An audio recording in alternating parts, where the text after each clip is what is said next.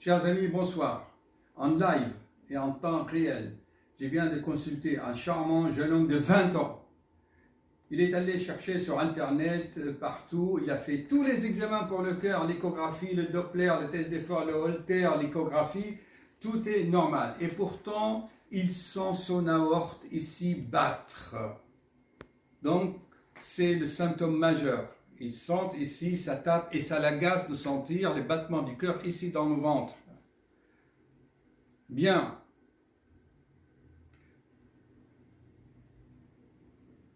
Dans son bilan, j'ai vu qu'il a un taux de potassium très bas. La limite vraiment acceptable, c'est 3,7 et lui, il est à 3,6, mais moins. Et encore. Chers amis, il est primordial de bien connaître les symptomatologies et les signes bizarres de manque de potassium. Je vous l'ai déjà dit dans d'autres vidéos, je crois dans les 5 dernières, où je dis quand le potassium commence à descendre, c'est bientôt la mort. Pourquoi? Même sur un cœur sain, si vous avez un potassium bas ou un potassium très haut, le cœur n'aime pas ça, il va palpiter. Quand le potassium est très haut, le cœur ralentit, c'est vagal et il s'arrête. D'ailleurs, dans des romans policiers ou même c'était le cœur par le potassium. Quand on fait une opération à cœur ouvert pour arrêter le cœur, qu'est-ce qu'on fait? On le trempe dans le potassium. C'est des ions qui génèrent l'électricité dans le sang. Le potassium, le sodium et leur échange à travers la membrane cellulaire, ça crée un courant électronique à travers la membrane cellulaire. Toute la vie est là. La vie, c'est une sorte d'échange de deux côtés, interne, externe. La vie, c'est ça. La vie, c'est une différence de potentiel. Il faut comprendre ce que c'est une différence de potentiel électrique.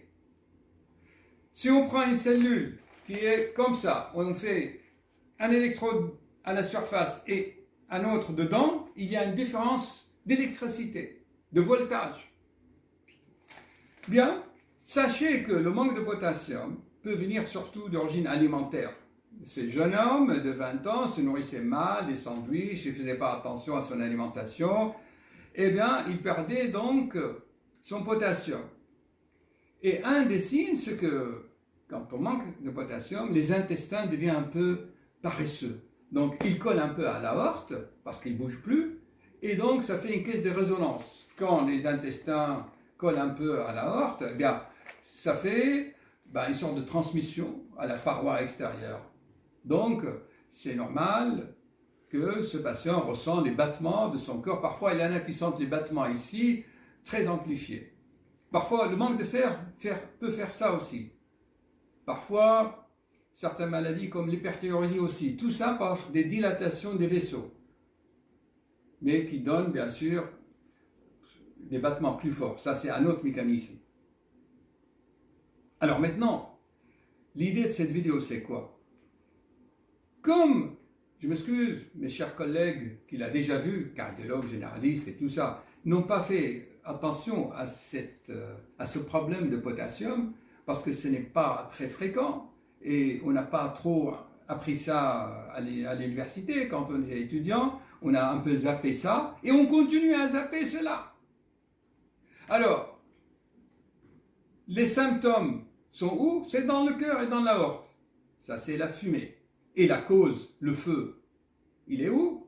Mais personne ne veut regarder cela. Personne ne veut regarder qu'il y a un manque de potassium qui génère les symptômes. Parce qu'on ne sait pas, donc on zappe. On zappe ce qu'on ne sait pas. On zappe ce qu'on ne veut pas savoir. Par contre, le cœur, on sait. Et les symptômes sont dans le cœur, ce qui est apparent. Épistémologie. Bon, voilà, chers amis. Donc, qu'est-ce qu'on va faire chez ce patient? On va lui dire de bien manger, de demander à sa mère de bien lui faire des repas de là-bas. Et en Arménie, on mange très bien, le régime crétois, riche en oméga 3, en sésame, les feuilles de vigne, tout ça c'est riche. Et on le contrôle dans quelques jours et je suis persuadé qu'il a déjà le sourire. Voilà. Donc, chers amis, le potassium, c'est la vie, ok? Qu'il soit bas ou élevé. Quand il est trop bas, c'est l'hyperexcitabilité, le cœur palpite trop vite. Et quand le potassium est très haut, le cœur ralentit et il s'arrêtera. Je vous ai déjà fait des vidéos là-dessus. Parce que je vais faire le montage là. Est-ce que c'est bien là? Comme tout à l'heure. Comme tout à l'heure. Ça y est? Ok, chers amis, je continue pour la vidéo là, parce que je viens d'avoir d'autres idées. Le patient, en partant, m'a posé encore d'autres questions. Mais ce qu'il faut savoir, c'est la plupart, ou presque toutes les troubles de rythme cardiaque, extrasystole, palpitation, arythmie, la plupart sont favorisés et déclenchés par des troubles de potassium. Il faut le savoir. Très important. On ne peut pas discuter des palpitations, des extrasystoles, des troubles de rythme cardiaque s'il y a des anomalies de potassium. Donc le manque de potassium, ça excite le cœur, donc c'est les extrasystoles, les arythmies, les palpitations, tous ces symptômes bizarres, d'accord? Et trop de potassium, ça, si vous voulez, ralentit le cœur par le biais du système vagal. Voilà, et il y a une relation importante entre les deux. Mais sachez une chose, donc, trop de potassium, ça ralentit le cœur et l'arrête carrément.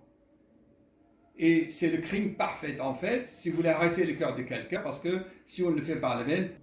Alors, sachez que le dosage de potassium nécessite quand même certaines précautions. Si vous mettez le garrot et que la veine est difficile à trouver, eh bien, il y aura ce qu'on appelle une hémolyse et le taux de potassium sera faussement augmenté. Ok? Ça, c'est très important. Il faut aussi voir l'équilibre acido-basique. Il y a trop de facteurs qui rentrent en jeu. Le problème de potassium, chers amis, c'est très délicat et c'est ultra sophistiqué. Beaucoup de mes chers collègues, je parle des médecins généralistes traitants qui n'ont pas le temps, vraiment, ils sont tellement débordés qu'il faut vraiment les aider. Prenons par exemple quelqu'un qui fait de l'hypertension. Il faut regarder, lors d'une hypertension, si le potassium est bas ou élevé ou normal. Si vous faites de l'hypertension et que le potassium est bas, vous avez donc ce qu'on appelle un hyperaldostéronisme primaire ou secondaire.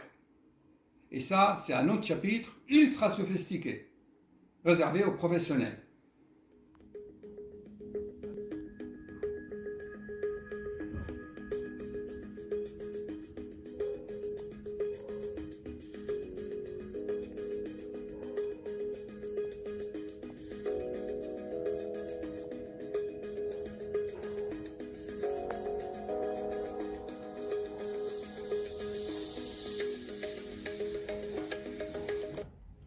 Voilà, chers amis, j'ai fait ces petits montages en live, en temps réel,